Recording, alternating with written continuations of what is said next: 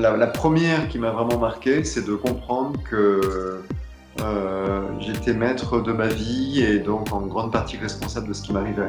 Je considérais souvent que les choses négatives qui m'arrivaient venaient de l'extérieur. C'était la faute de mon patron, de l'environnement, du gouvernement, de qui vous voulez.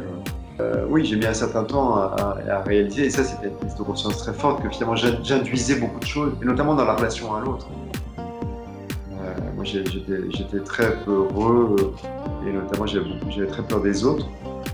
Et je ne réalisais pas que finalement l'attitude que je voyais parfois assez négative des autres vis-à-vis de moi était la résultante de ma propre attitude vis-à-vis d'eux. Une autre prise de conscience liée au fait d'être relié aux autres, par exemple. J'ai longtemps cru que j'existais indépendamment des autres.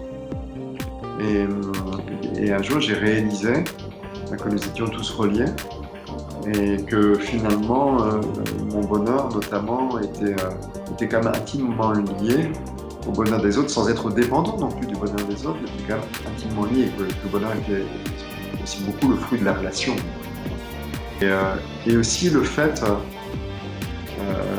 c'est par rapport à la notion d'ego, de libération de l'ego, que finalement, il y a bizarrement un grand bonheur, non pas à s'oublier au sens psychologique du terme, c'est les gens qui passent après les autres, qui s'oublient, etc., mais à quelque part s'effacer au profit de quelque chose qui nous dépasse, en fait. Notamment dans une relation, vous voyez, vivre la relation et pas soi-même en relation à l'autre.